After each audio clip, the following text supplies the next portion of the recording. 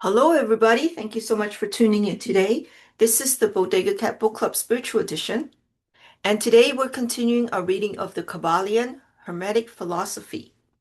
This was written by three initiates, unnamed, I guess, and this is the Centenary Edition.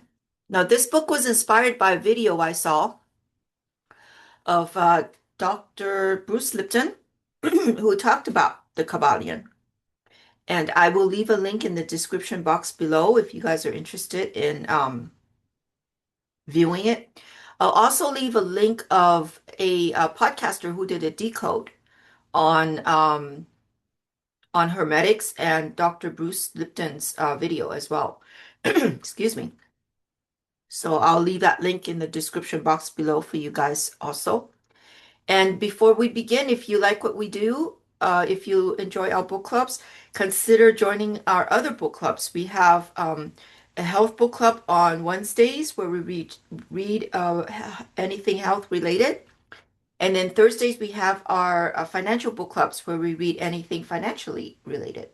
So come join us there. And if you can't join us live, you can always catch us up on YouTube. We put all our books that we have read in the past as well as our present books on YouTube, so you can read that. We have it on a playlist form, so you can download it and you can listen to it when you're jogging or in traffic or on your way to work or in the gym or whatever it was.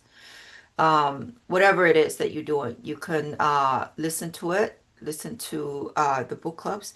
And we also have other things on there as well. So we have podcasts on our YouTube where we interview interesting people. I think they're interesting anyways, with different walks of life and different specialties. So you can check us out there.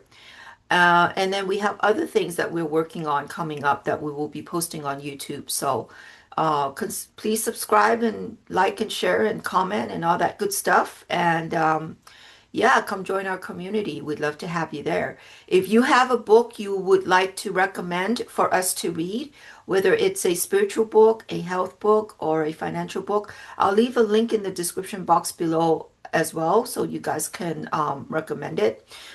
We love to read. I have lots of books in my library that I'm kind of itching to get it out and dust it off and share it with you guys. But we would love to hear more books, books that we don't know about, um, and we would love to read them. So please recommend, and we will consider it at our discretion. And then if you wish, we have a newsletter, a monthly newsletter that we put out.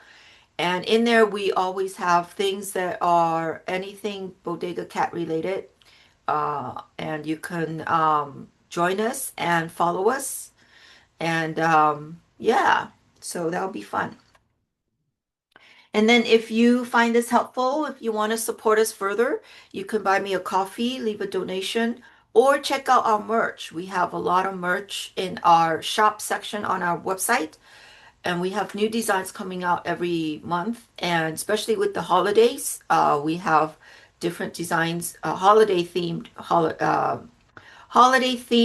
merchandise things for your fur baby, for your dogs and cats, and also for humans as well. So please check us out. And we're always adding new stuff and tweaking old stuff. And so come back often and check us out. And then lastly, if you are in the Los Angeles area or visiting, whether business or pleasure, come visit us in the Healing Center. We have a healing center. We use technologies based on Nikola Tesla's scalar wave research for holistic healing for both animals and cats and dogs and for humans. So you can read all about it in our website, on our website, as well as our other services. And yeah, if you're here in the LA area, come visit us in person. We'd love to get to know you and welcome you to the community. So, having said that, let us begin. Now, this episode is the Kybalion, and it will be chapter 4. Now, the Kybalions have axioms, which are little quotes that they have that they use, and anything in quotes that are by the Kybalion quotes or axioms, I will be reading them 3 times for maximum effect. And for those of you who are listening, I will let you know if it is an axiom or not. Okay.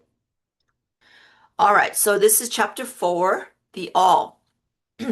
Under and back of the universe of time, space, and change is ever to be found the substantial reality, the fundamental truth to Kybalion. Okay. This is an axiom. So axiom. So I will read it again.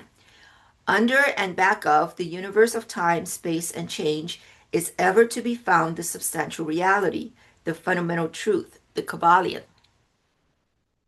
Third time, under and back of the universe of time, space, and change is ever to be found the substantial reality, the fundamental truth, the Kybalion. Okay. Substance means, quote, that which underlies all outward manifestations, the essence, the essential reality, the thing in itself, unquote, etc. Substantial means, quote, actually existing, being the essential element, being real, end quote, etc. Reality means, quote, the state of being true, the state of being real, true, enduring, valid, fixed, permanent, actual, end quote, etc.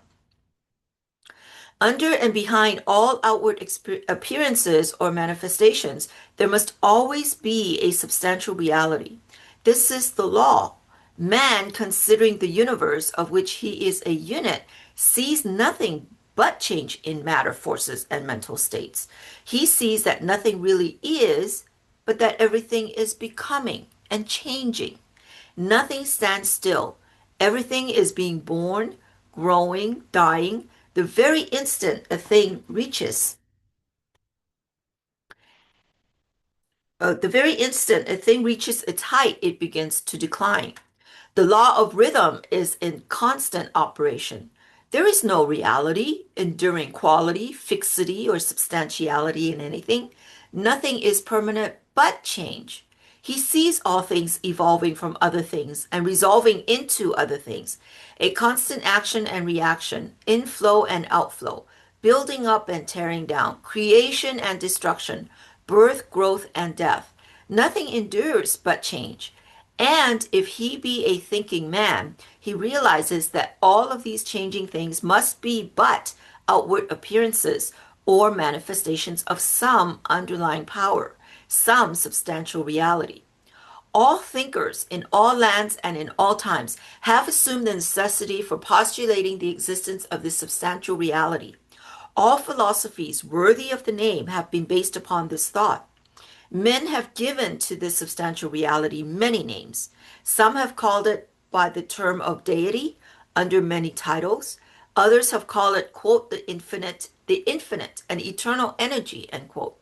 Others have tried to call it, quote, matter, but all have acknowledged its existence.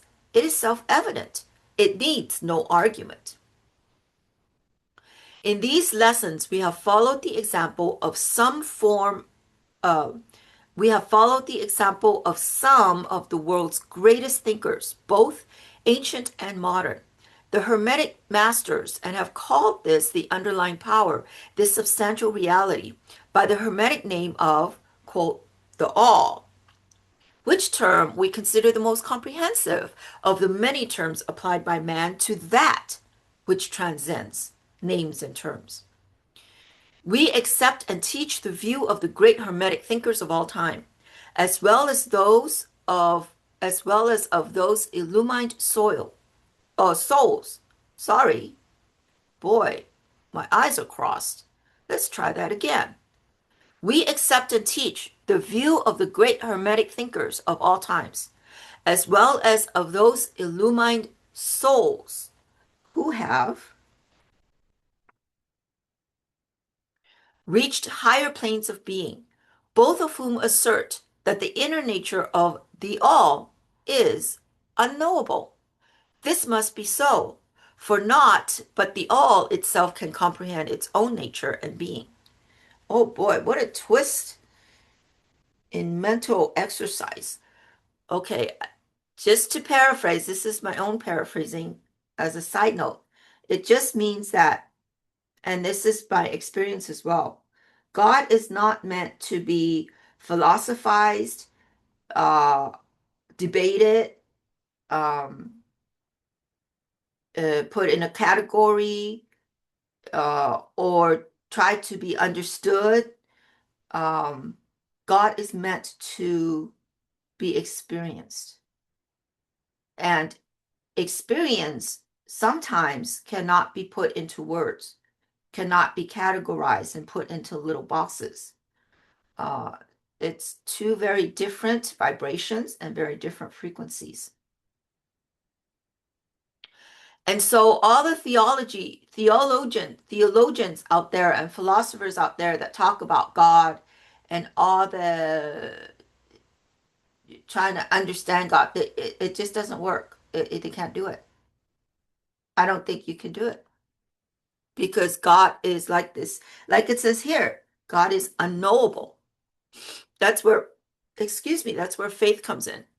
You get to a certain point, you hit a brick wall, and I'm talking about mental exercise. You get to a certain point, you have to have faith. It's like that scene in the Raiders of the Lost Ark where uh, Harrison Ford, the character, or Indiana Jones, have to put his foot down to have that bridge uh, be visible. That's faith, taking the first step. Anyways, just my little 2 cents, side note, whatever. All right, continue. The Hermetists believe and teach that the all, quote, in itself, is and must ever be unknowable. They regard all the theories, guesses, and speculations of the theologians and metaphysicians regarding the inner nature of the all as but the childish efforts of mortal minds to grasp the secret of the infinite. It is like another side note, it is like elementary, not even elementary, it's like having an infant, right?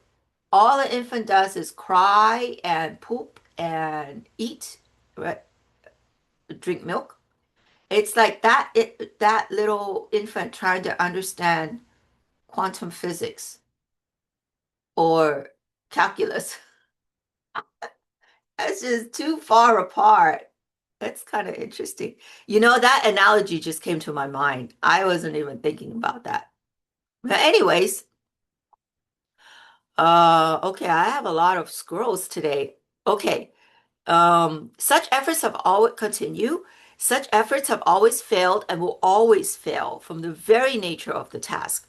One pursuing such inquiries travels around and around in the labyrinth of thought until he is lost to all sane reasoning, action, or conduct, and is utterly unfit for the work of life. He is like the squirrel which frantically runs around and around the circling treadmill wheel of his cage, traveling ever and yet reaching nowhere. At the end, a prisoner still, and standing just where he started. Interesting. Another side note, a lot of these theologians and philosophers and all those people talking about God in a logical manner, they're like in the prisoner of their mind, isn't it? Sort of like that. Going round and round and round, going nowhere.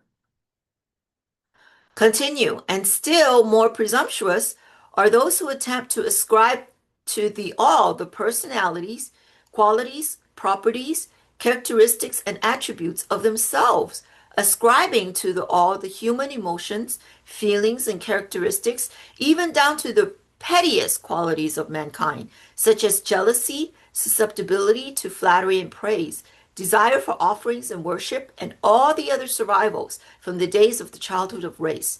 Such ideas are not worthy of grown men and women and are rapidly being discarded. At this point, it may be proper for me to state that we make a distinction between religion and theology, between philosophy and metaphysics. Religion to us means that intuitional realization of the existence of the all and one's relationship to it, while theology means the attempts of men to ascribe personality, qualities, and characteristics to it, their theories regarding its affairs, wills, desires, plans, and designs, and their assumption of the office of, quote, middlemen, like priests and rabbis and pastors and reverends, right? Between the all and the people.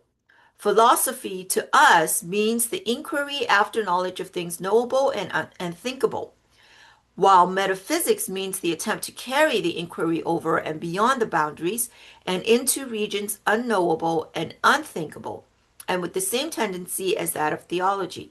And consequently, both religion and philosophy mean to us things having roots in reality, while theology and metaphysics seem like broken reeds, rooted in the quicksands of ignorance, and affording naught but the most insecure support for the mind or the soul of man. We do not insist upon our students accepting these definitions. We mention them merely to show our position. At any rate, you shall hear very little about theology and metaphysics in these lessons. And while the essential nature of the all is unknowable, there are certain truths connected with its existence which the human mind finds itself compelled to accept.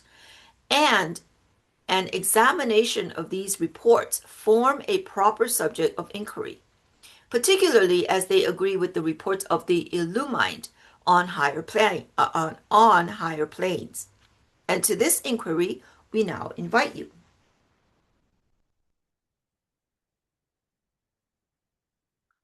Okay, here are some quotes from the Kybalion, and again, I will be reading each quote 3 times for maximum effect.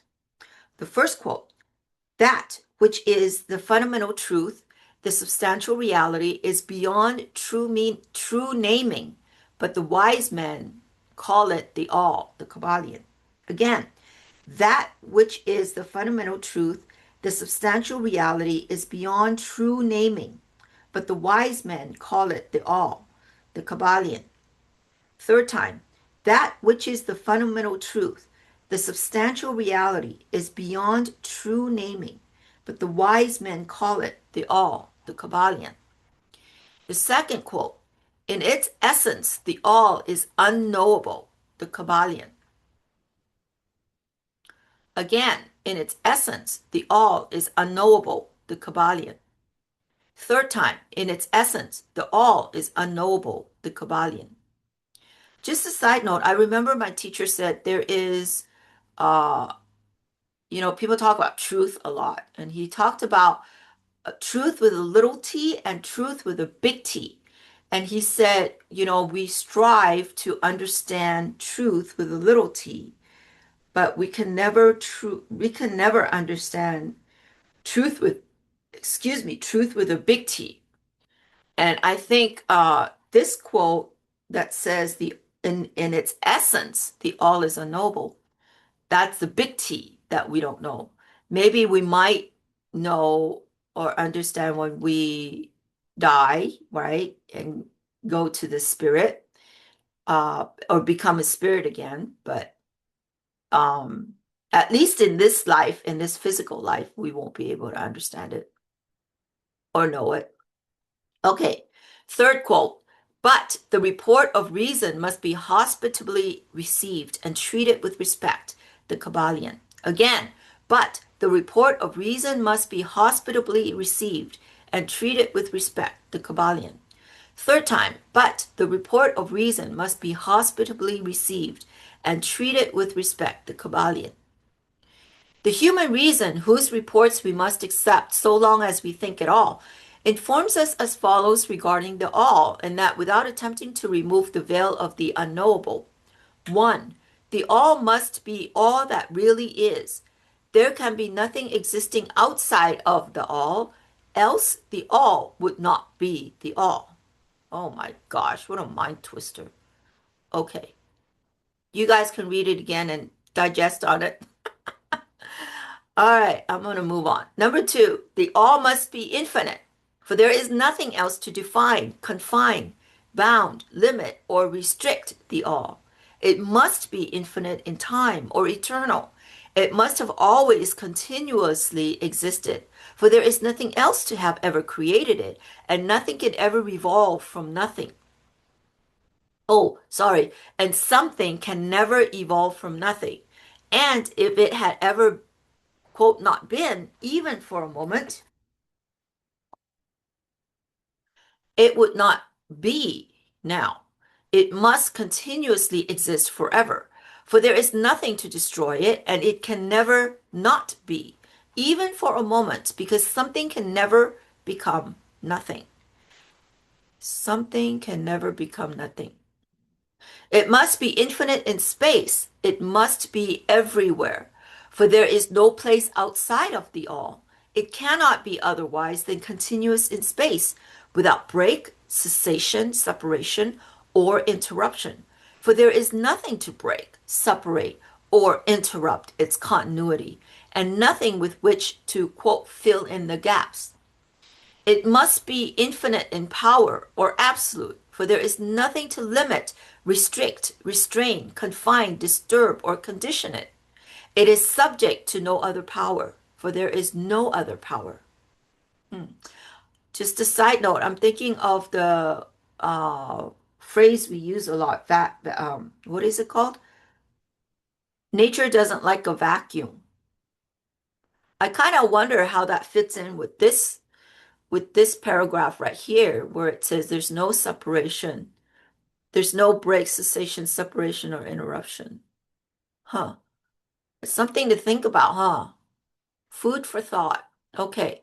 Number three, the all must be immutable or not subject to change in its real nature, for there is nothing to work changes upon it, nothing into which it could change, nor from which it could have changed. It cannot be added to nor subtracted from, increased nor diminished, nor become greater or lesser in any respect whatsoever. It must have always been and must always remain just what it is now, the all. There has never been, is not now, and never will be anything else into which it can change. The all being infinite, absolute, eternal, and unchangeable, it must follow that anything finite, changeable, fleeting, and conditioned cannot be the all. And as there is nothing outside of the all, in reality, then any and all such finite things must be as nothing in reality. Oh boy, that's a mind twister right there. This chapter is a lot of mind twisters. Now, do not become befogged nor frightened.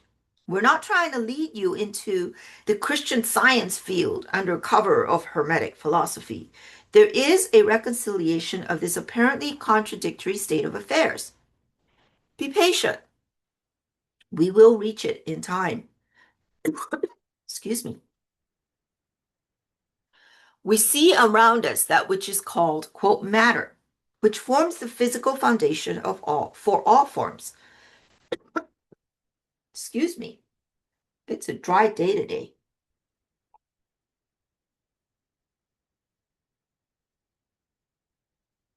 Okay, continue. Is the all merely matter? Not at all. Matter cannot manifest life or mind. And as life and mind are manifested in the universe, the all cannot be matter. For nothing rises higher than its own source. Nothing is ever manifested in an effect that is not in the cause. Nothing is evolved as a consequent that is not evolved as an antecedent. And then modern science informs us that there is really no such thing as matter. That what we call matter is merely, quote, interrupted energy or force. That is, energy or force at a low rate of vibration. As a recent writer has said, quote, matter has melted into mystery, end quote. Even material science has abandoned the theory of matter and now rests on the basis of, quote, energy. Then is the all merely mere energy or force? Not energy or force as the materialists use the terms, for their energy and force are blind, mechanical things, devoid of life or mind. Life and mind can never evolve from blind energy or force, for the reason given a moment ago. Quote, nothing can rise higher than its source. Nothing is evolved unless it is involved. Nothing manifests in the effect unless it is in the cause. End quote. And so the all cannot be mere energy or force. For if it were, then there would be no such thing as life and mind in existence. And we know better than that, for we are alive and using mind to consider this very question. And so are those who claim that energy or force is everything. Hmm. I was just thinking if, just a side note, if if spirit animates matter, then energy or force is a shade or a is a shade of that spirit, right? If you think of spirit, if you think of it in a range, like spirit on one end and matter on the other, then energy or force would be somewhere in between. Huh, I don't know if that's a good analogy to have, but that's an interesting, I just had that thought. It was an interesting thought. It just came to me. Huh, okay. Um, all right, continue. Sorry about that. Got a little squirrel there. Okay, where are we? What is there then higher than matter or energy that we know to be existent in the universe? Now I'm having my tongue twisted. Let's try that again. What is there then higher than matter or energy that we know to be existent in the universe? Life and mind. Life and mind in all their varying degrees of unfoldment. Then you ask, do you mean to tell us that the all is life and mind? Yes and no is our answer. If you mean life and mind as we poor petty mortals know them, we say no. The all is not that. But what kind of life and mind do you mean, you ask? The answer is living mind, as far above that which mortals know by those words, as life and mind are higher than mechanical forces or matter, infinite living mind as compared to infinite life and mind. We mean that which the illumined souls mean when they reverently pronounce the word spirit. The all is infinite living mind. The illumined called it spirit. End of chapter 4. Boy, my mind is twisted now. I gotta de, what is it called? I gotta relax. I gotta relax my mind now because my mind's all twisted up in many knots. All right. Well, I hope you enjoyed that. That was kind of short, but it's packed. It's very dense. All right. Anyways, thank you for joining us. I hope you guys enjoyed that. And again, check us out on our website. I will leave all the necessary links, relevant links that I've talked about in the description box below. And we will see you next time. Okay, bye-bye now.